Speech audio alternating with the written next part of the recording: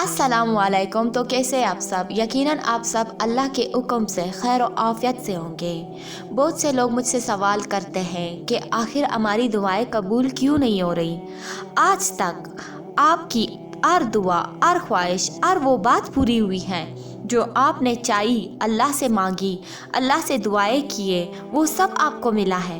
तो अगर कोई एक चीज़ आपको बार बार मांगने से नहीं मिल रही है और आपको यूँ लग रहा है कि आपकी सारी इबादतें यूँ ही कबूल नहीं हो रही, आपकी दुआएं रद्द होती जा रही है, तो आप बिल्कुल गलत हैं। क्योंकि क्या किसी एक दुआ के पूरे ना होने से आप अल्लाह पर से अपना तवक्कल को कम कर देंगे? इससे मांगना छोड़ देंगे? इससे दुआ करना छोड़ देंगे? क्या आप आज अपनी इन तमाम पुरानी दुआओं के पूरा होने पर नहीं जी रहे हैं? क्या वो पिछली तमाम दुआएं आपकी कबूल नहीं हुई है? सब कबूल हुई है। फिर ये मायूसी कैसी? शुक्र अदा करें अपने रब का। आज अगर दुआ कबूल नहीं हो रही तो कोई मसलियत होगी। इसमें ना हम नहीं जानते कि जिस चीज़ की हम ज़िद कर रहे हैं वो हमारे लिए ठीक है भी या नहीं। हमें क्या पता? अपने मुस्तकबिल का इल्म है हमें क्या?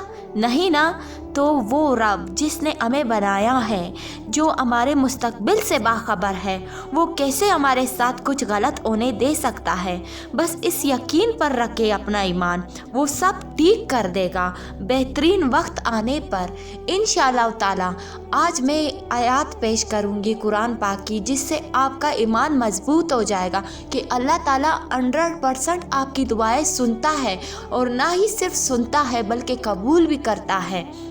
तो मैं कुरान पाक की आयत पेश करूँगी यहाँ पर। और ए पैगंबर, जब तुमसे मेरे बंदे मेरे बारे में दरियाफ्त करें तो उन्हें मालूम हो कि मैं तो तुम्हारे पास ही हूँ।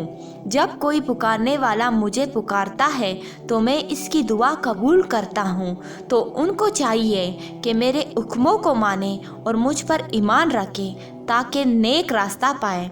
इस आयत में अल्लाह ताला ने वाज़िया बता दिया है कि जो भी मेरा बंदा मुझसे दुआ करता है, मैं दुआ ना सिर्फ सुनता हूँ बल्कि उसे कबूल भी करता हूँ। अल्लाह ताला ने किसके ज़रिए में ये पैगाम पहुँचाना? अल्लाह ताला ने हज़रत मोहम्मद सल्लल्लाहु अलैहि वसल्लम से कहा। उस वक्त में भी बहुत से लोग थे, बहुत से मुसलमान ऐसे थे जो हुज़ूर सल्लम से यही सवाल करते थे कि हमारी दुआएँ क्यों कबूल नहीं हो रही, आखिर कब कबूल होगी? तो हज़रत मोहम्मद सल्लल्लाहु अलैहि वसल्लम को अल्लाह का पैगाम आया। अल्लाह ने उनसे कहा कि ए पैगंबर, जब तुमसे मेरे बंदे मेरे बारे में दरियाफ्त करें, तो अल्लाह कह रहा है कि जब मेरे बारे में मेरे बंदे मुझसे आपसे पूछे कि मैं दुआएं कबूल कब करता हूँ और मैं उनको सुनता भी हूँ कि नहीं, तो उनको बता दो कि मैं तुम्हारे पास ही हूँ। अल्लाह ताला कह रहे कि मैं हर वक्त तुम्हारे साथ हूँ। तुम जो दुआ कर रहे हो, जो तुम सफ़र कर रहे हो, जो चीज़ें बर्दाश्त कर रहे हो, जिस तकलीफ़ में, मैं तो तुम्हारे साथ ही हूँ। जब तुम मुझे पुकारते हो तो मैं तुम्हारी पुकार सिर्फ सुनता ही नहीं हूँ बल्कि कबूल भी करता हूँ। फिर यहाँ पर क्यों हम शक में हैं? क्यों परेशान हो रहे हैं कि अल्लाह हमारी दुआएं सुन भी रहा है कि नहीं सुन रहा है? हम इतनी दुआ मांग रहे हैं, आखिर हमारी दुआ अभी तक कबूल क्यों नहीं हुई? इसकी वजह क्या है पता है? कि हमारी दुआएं अभी तक हमारी कबूल क्यों नहीं हुई और हमको नज़र क्यों नहीं आ रही कि हमारी दुआएं कबूल हो रही है। क्योंकि अल्लाह ताला आगे आयत में क्या फरमा रहा है कि मैं दुआ उनकी कबूल करता हूँ जो मुझे पुकारते हैं, तो उनको चाहिए मेरे हुक्मों को माने। जो लोग मेरे हुक्मों को मानेंगे मैं उन्हीं की दुआएं कबूल करूँगा। तो क्या हम अल्लाह ताला के हुक्मों को मान रहे हैं? क्या आज हम उस तरह की ज़िंदगी बसर कर रहे हैं कि अल्लाह के हुक्मों को माने? कहाँ कर रहे हैं? और मुझ पर ईमान रखें ताकि नेक रास्ता पाए। ना हम अल्लाह के हुक्मों को मानते और ना ही हम अल्लाह पे पुख्ता ईमान रखते हैं। अगर अल्लाह के हुक्मों को मानते तो हम सब्र करते। कहाँ हम सब्र कर रहे हैं? अल्लाह ने तो हुक्म दिया है कि मुश्किल हालात और सख्त हालात में सब्र करो और नमाज पढ़ो और तकवा इख्तियार करो। हम कहाँ तकवा इख्तियार करते हैं? हम कहाँ सब्र कर रहे हैं? हम तो अब बेसब्रे हो चुके हैं। हम लोग अल्लाह के सामने तड़प तड़प कर शिकवे और शिकायतों पे आके नीचे उतर चुके हैं कि अल्लाह हमारी दुआ कबूल कर रहा है कि नहीं। क्या ये हुक्म है जो हम मान रहे हैं? अल्लाह ताला ने तो हमें सब्र करने का हुक्म दिया था, तो फिर कैसे हमारी दुआएं कबूल हो सकती है?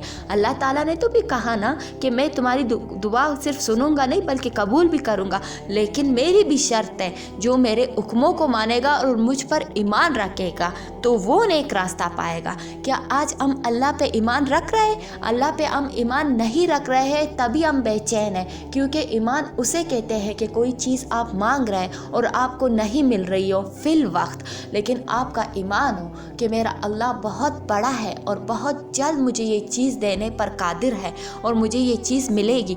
इस बात को ईमान कहते हैं कि आपको कुछ नज़र ना भी आता हो फिर भी आपके अल्लाह के ज़ात पर ईमान हो कि अल्लाह देने वाला है और अल्लाह बहुत बेहतर देगा।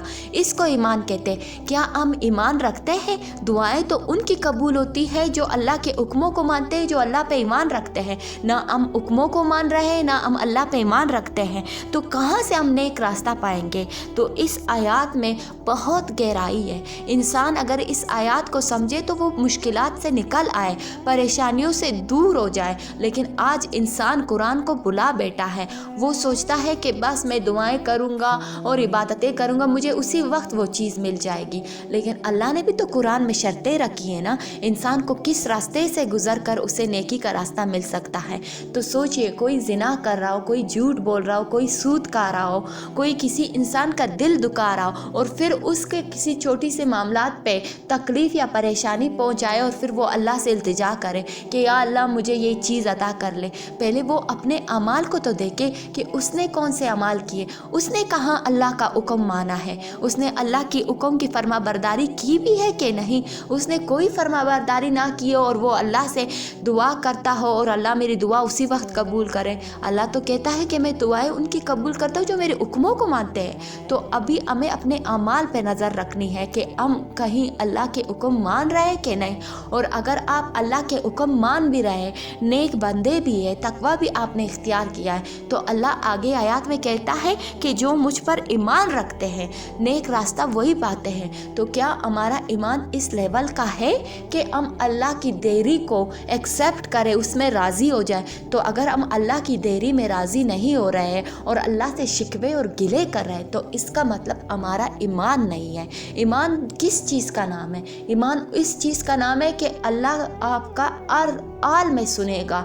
आपके हालात कितने भी मुश्किल है, अल्लाह इस हालात को तब्दील करने पे कादिर है। आपको कितनी तकलीफ़, कितनी ही देरी महसूस हो रही है, लेकिन आपका ईमान हो कि मेरा अल्लाह मेरे हालात बदलने पर कादिर है, तो इसको ईमान कहते हैं। लेकिन आप तो मायूस होते जा रहे हैं, आप तो बेचैन और बेसकून होते जा रहे हैं। इसका मतलब ये हुआ कि आपका ईमान अल्लाह पर उस तरह नहीं है जिस तरह ईमान रखने का हक है। अल्लाह तो उनको ही रास्ता दिखाता है जो ईमान रखते हैं। अभी हमें अपने ईमान को मजबूत करना है, अपने ईमान पर कायम रहना है कि अल्लाह तू बहुत जल्द करने वाला है और बहुत जल्द मुझे सब कुछ अता करने वाला है। अल्लाह ताला क्या फरमाता है कुरान के आगे आयतों में? फरमाता है, और अगर अल्लाह तुमको कोई सख्ती पहुंचाए तो उसके सिवा इसको रोकने वाला, दूर करने वाला कोई नहीं है, और अगर नेमत और राहत अता करे तो कोई इसको रोकने वाला नहीं है। वो हर चीज़ पर कादिर है। तो क्या हम इस आयत को भी भुला बैठे जिसमें अल्लाह ताला फरमा रहा है अगर तुम्हें कोई सख्ती पहुँचे तो मेरे सिवा कोई नहीं है, कोई ज़ात इस दुनिया में नहीं है जो तुमसे ये सख्ती दूर करे। तो हम तो अल्लाह की आयतों पे ईमान ही नहीं रखते। कितनी बड़ी बात इस आयत में अल्लाह ताला ने हमसे कही कि हम पर अगर सख्त हालात आई, कोई मुसीबत आई, कोई बैड सिचुएशन में हम फंसे हुए, तो अल्लाह के सिवा इसको दूर करने वाला कोई नहीं है। अगर ये बात हमारे दिल में बैठ जाए कि ये दूरी, मुझसे ये सख्ती सिर्फ अल्लाह दूर कर सकता है, तो फिर क्या हम अल्लाह के सामने गिड़गिड़ाएंगे नहीं? अल्लाह से दुआओं में अपनी मजबूती और अपनी मेहनत नहीं दिखाएंगे? आज अगर हम शिकवे और गिले कर रहे हैं तो हम सोच रहे हैं कि हम कहीं और से मदद हासिल कर लेते, ये दुआओं को छोड़ देते, ये इबादतों से कुछ नहीं हो रहा। तो इसका मतलब ये हुआ कि हमारा ईमान अब कमज़ोर होता जा रहा है कि हम इस शिकवे गिले पे आए कि अल्लाह ताला मेरी मुसीबत और मेरी सख्ती को दूर करने पर कादिर नहीं है। नाऊज़ बिल्लाह, अब मुझे कोई और रास्ता ढूंढना होगा। वरना अगर आपको यकीन हो तो आप ये बात ना करें कि अल्लाह दूर करने पर कुदरत रखता है, फिर आप क्यों ये बात करेंगे कि मेरी दुआएं कबूल नहीं हो रही? आपको तो ईमान इतना मजबूत होना चाहिए कि बस मेरी दुआएं तो कबूल होनी है और हर हाल में कबूल होनी है। मैं जितना वक्त लगे लेकिन अल्लाह ने मेरी दुआ قبول کرنی ہی کرنی ہے، پھر آپ پریشان کیوں ہو رہے ہیں؟ اور اللہ فرماتا ہے اگر نعمت اور راحت عطا کرے تو کوئی نہیں ہے اس کو روکنے والا، وہ ہر چیز پر قادر ہے۔ تو آپ کو جو بلائی ملنے والی ہے، جو آپ کو جو خوشی ملنے والی ہے، اسے کوئی نہیں روک سکتا، کوئی بھی نہیں روک سکتا۔ تو یہ نہ سوچے کہ فلاں کی وجہ سے میری یہ خوشی نہیں مل سکی، فلاں کی وجہ سے مجھے تکلیف ملی، فلاں کی بد نظری کی وجہ سے میرے حالات خراب ہوئے، فلاں کی مسٹیکس کی وجہ سے میری زندگی تباہ ہوئی۔ کوئی نہیں، کوئی نہیں۔ جو آپ کو جو سختی پہنچتی ہے وہ بھی اللہ کی طرف سے پہنچتی ہے، اور آپ کو جو سکون اور جو خوشی اور جو راحت پہنچے گی وہ اللہ کی طرف سے ہی پہنچے گی۔ کوئی نہیں ہے اس کو روکنے والا، کوئی ایسا نہیں ہے جو آپ کو اس سے روک سکے آپ کی خوشیوں سے۔ آپ کی خوشیاں اللہ کے ہاتھ میں ہیں، اور اللہ کہتا ہے کہ میں کسی کو راحت اور سکون دوں تو کوئی بھی نہیں ہے اس سے روک سکے۔ اپنے دماغ سے یہ فلاں والی باتیں نکال دیجئے، یہ وسوسے خیالات یہ نکال دیجئے، یہ شک اور شبہ دل سے اور دماغ سے نکال دیجئے، پھر دیکھنا آپ کے حالات کیسے بدلتے ہیں، اور آگے حالات کیسے آیات، اور آگے اللہ تعالیٰ آیات میں کیا فرما رہا ہے، اور وہ اپنے بندوں پر غالب ہے، اور وہ دانا ہے اور خبردار ہے۔ تو اللہ تعالیٰ کیا کہہ رہا ہے کہ وہ اپنے بندوں پر غالب ہے۔ تو اللہ تعالیٰ تو ہماری سچویشن پہ کنٹرول رکھتا ہے، اللہ تعالیٰ ہمارے بندوں پہ کنٹرول رکھتا ہے۔ اللہ نے خود کہا قرآن پاک میں کہ میں بندوں پر غالب ہوں۔ تو جو لوگ آپ کو نقصان پہنچا رہے ہیں اور جو لوگ آپ کو پریشان کر رہے ہیں، کیا اللہ تعالیٰ ان پر غالب نہیں ہے؟ کیا ان کے دل بدل نہیں سکتا؟ ان کے دماغ کو چینج نہیں کر سکتا؟ کیا ان کے ہاتھ کو روک نہیں سکتا کہ وہ آپ کو تکلیف نہ دے؟ کیا ان کی منصوبہ بندی کو پلان کو ریجیکٹ نہیں کر سکتا کہ وہ آپ کو نقصان نہ دے سکے؟ اللہ تعالیٰ تو کہہ رہے کہ میں اپنے بندوں پر غالب ہوں۔ تو اس دنیا میں کوئی بھی بندہ آپ کو کسی طرح کا نقصان نہیں دے سکتا۔ جب آپ اللہ کے ساتھ مضبوطی سے جڑ چکے تو اللہ ہی ہے، وہ اپنے بندوں پر بھی غالب ہے، اور وہ دانا ہے اور وہ خبردار ہے۔ تو اس بات سے ہمیں اس آیاتوں سے یہ سبق حاصل کرنا چاہیے کہ ہمیں اپنا آپ صرف اللہ کی ذات سے جڑنا چاہیے، اللہ کی طرف سے متوجہ ہونا چاہیے، اللہ کے ساتھ عبادت میں مشغول ہونا چاہیے، کیونکہ وہی اللہ ہے سب کچھ کرنے پر قادر ہے۔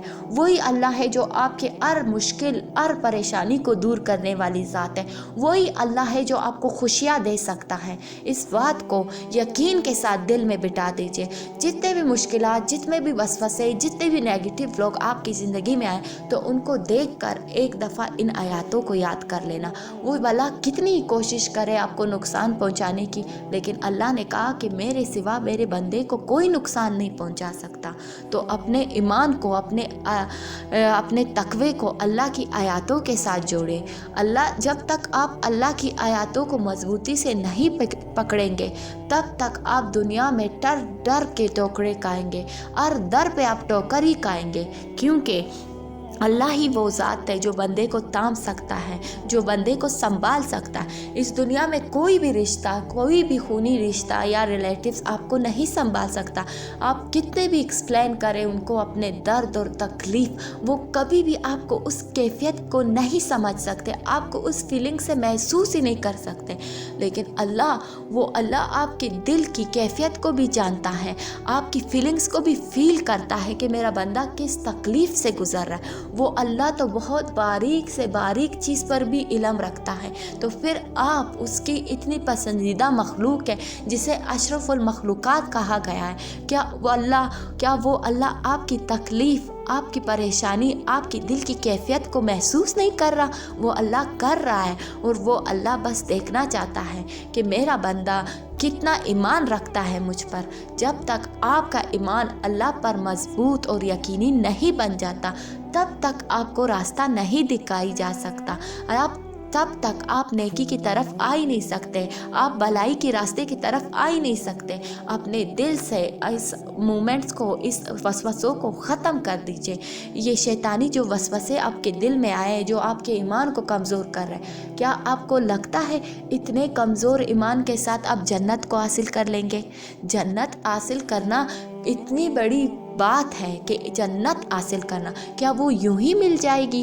क्या वो इतनी आसानी से हमें मिल जाएगी? उसके लिए तो कोई आजमाइश होगी ना, कोई तो मुश्किलात झेलने होंगे, कोई सब्र का मकाम तो दिखाना होगा, अल्लाह पे यकीन तो दिखाना होगा ना। तो ये वो दिन है जो आप मुश्किलात में हैं और परेशानी में हैं और आप मुश्किलात में सब्र सिर्फ अल्लाह के भरोसे कर रहे हैं और अल्लाह पर आप ईमान ला चुके कि अल्लाह ने आपको इस सिचुएशन से निकालना है। तो फिर इस मुश्किलात से अल्लाह तो आपको निकालेगा, इस सब्र का रिवार्ड आपको जन्नत देगा। तो आप अपने ईमान को मजबूत करें, इतना मजबूत करें कि आप जन्नत के हकदार हो जाए, उस जन्नत को हासिल कर लें। तो ये जो तकलीफ़ आपको आई है ये बहुत खुश नसीब है आप, ये तकलीफ़ तो बहुत थोड़ी सी है, इससे तो अल्लाह आपको निकाल देगा। लेकिन इस तकलीफ़ के सब्र से आपको अल्लाह वो जन्नत भी देने वाला है जिसका आपसे वादा किया गया है। तो इस तकलीफ़ और परेशानी को खुश नसीबी समझे अपने और इससे फ़ायदा उठाएं। जितना हो सके अल्लाह के साथ जुड़ने की कोशिश करें, अल्लाह के साथ अपना ताल्लुक़ को बेहतर से बेहतरीन बनाएं और उस अल्लाह के साथ यकीन से जुड़े। वो अल्लाह आपको बहुत जल्द सब कुछ अता करने वाला है। उम्मीद है आज की वीडियो आप लोगों को पसंद आई होगी, तो कमेंट सेक्शन में कमेंट लाजमी कीजिएगा। तो मिलते हैं नेक्स्ट वीडियो में, तब तक के लिए मुझे दीजिए इजाज़त। अल्लाह हाफिज़।